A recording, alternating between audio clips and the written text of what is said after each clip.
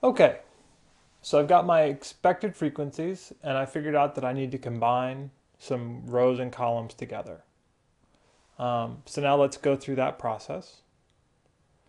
I labeled both the expected frequency table and the column table, so it's going to be a little bit, and the actual frequency table, so it's a little easier for me to tell what I'm combining. So now what I'm going to start with is typing the labels for the new categories so I can keep track of what I'm adding together.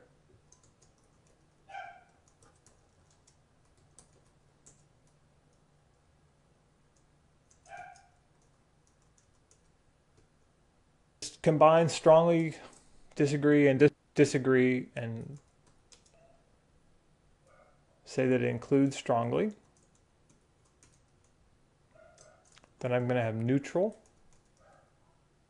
/ don't know, agree, strongly agree, and grand total.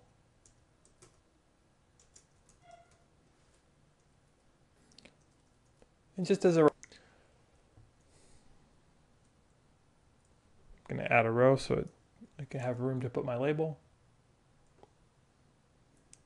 To do that, I hit Alt-I-R.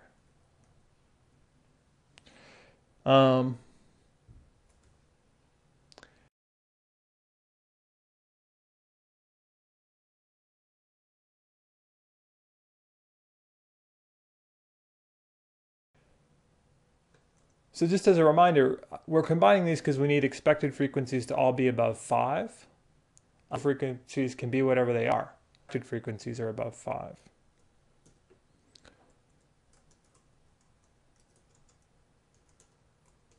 So I'm going to type my label. Years worked for Seminole County government.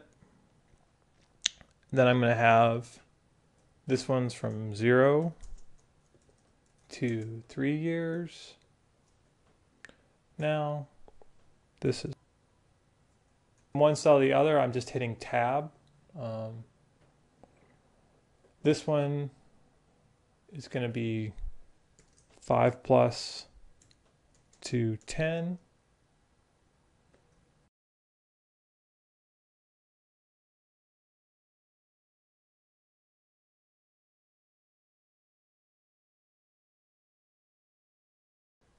Tab over, and then 10 plus years. And we might as well keep the grand total too. We'll need that after we do the chi-square table with column percents categories. Okay. So this cell is going to include the count. It's the sum of the 2 rows from the first column plus the 2 rows from the second column. So these 4 numbers are going to get added up, give us worked 0 to 3 years.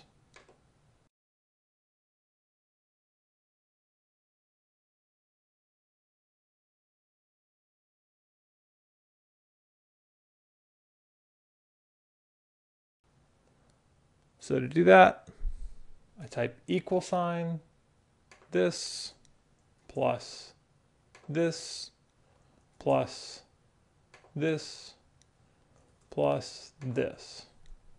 Could also have used the sum if I wanted to, the sum function, but that worked fine. We can't copy this formula because that's the only cell that has that feature where we're adding together to get one new cell.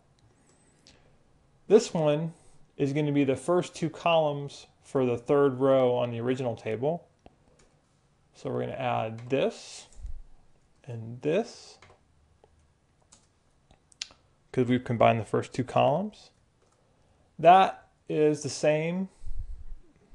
That formula will work in these other cells too. So I'm just going to copy it. I didn't use $signs so that where it gets pasted. I can click on these cells and see that it's doing it correctly. I can also just add together some of these numbers to double check it in my head. So 26 plus 27 is going to be 53. That's right. So it looks like it worked correctly.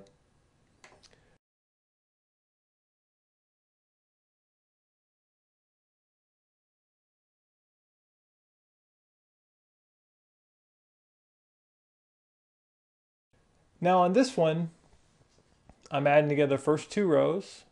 So I take this row plus this row for each of the remaining columns. So I'm going to be 3 plus 10, then 4 plus 23, 7 plus 34. So I say equals that plus that. All right. Now I can copy this formula. I'm going to save myself some trouble and go ahead and fill in the whole column at a time, the formula for the column at a time.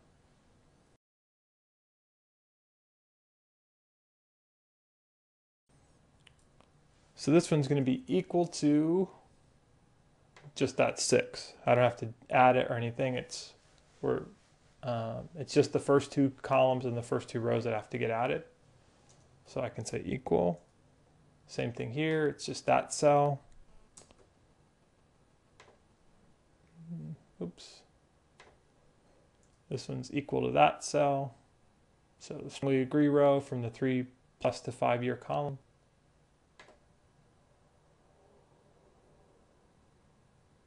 Okay, I hit enter. That one. Okay.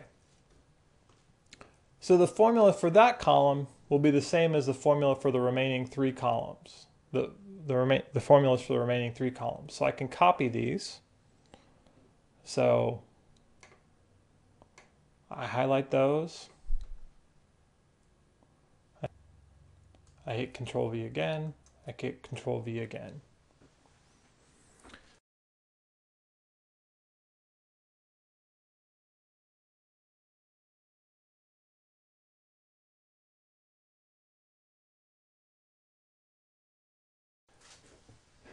And I see that it all worked correctly. So that's great.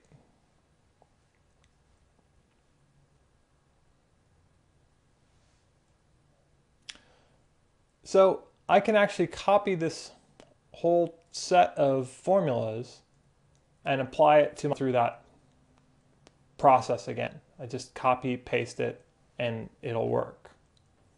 So that's what I'm going to do. So I'll highlight all these rows.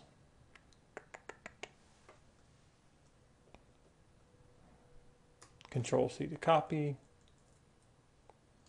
paste.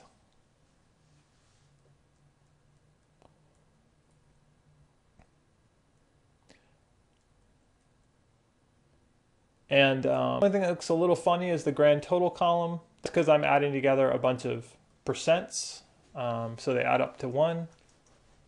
I'll just delete that so it's not confusing us, because it's not really doing anything anymore. We just used it to calculate the expected frequencies in this table above here. So we'll leave it on the original expected frequency, but now on the one where we've combined categories, we don't need that part.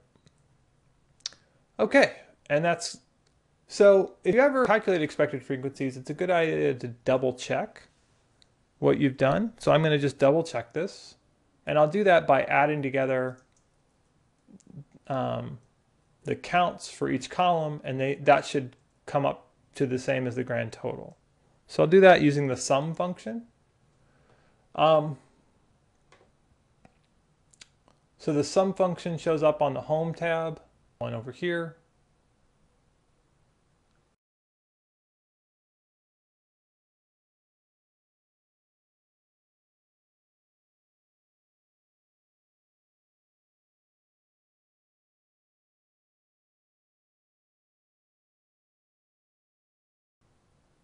There we go. Okay. And I don't want as many cells as it's including in the sum. So I'm going to go up a little bit. So I'm hitting Shift and the up arrow to get there. And I hit Enter. And it matched up with 215. I could also just type the sum function parentheses, and then I can select the cells I want.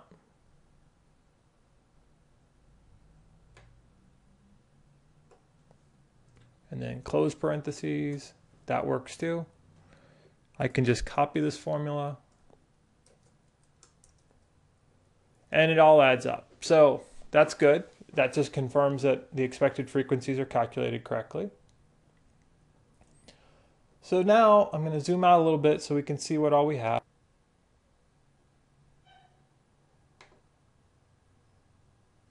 It's a little too much. There we go. So now we have expected frequencies. Oh, we should double check. All these expected frequencies are now above 5, and they are. The lowest one is just above 5. So we meet that assumption, and we can go ahead and perform. And this is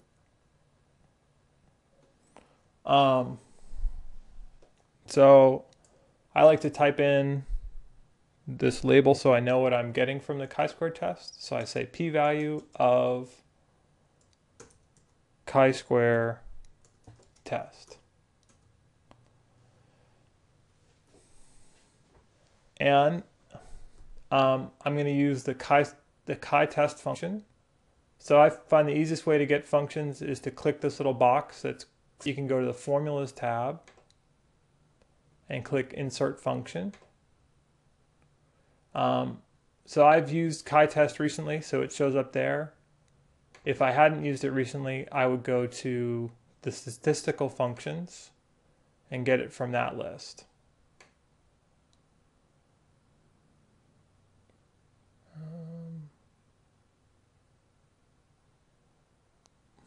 Hit OK. All right. So now I've got my actual range and my expected range. So it all shows up pretty well in the video. I'm going to click here on that little box.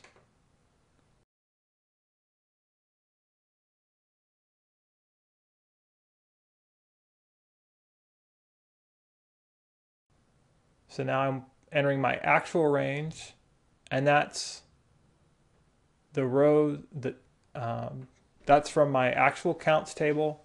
I don't include the totals row or the totals column. And I hit enter. And then I go to the expected frequency. And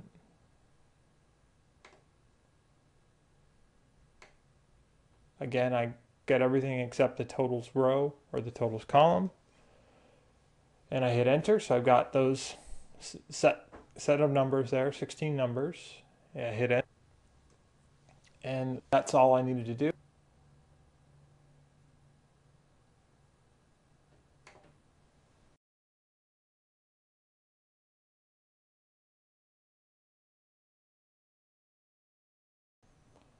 Okay. And I see that my p-value is 0.69.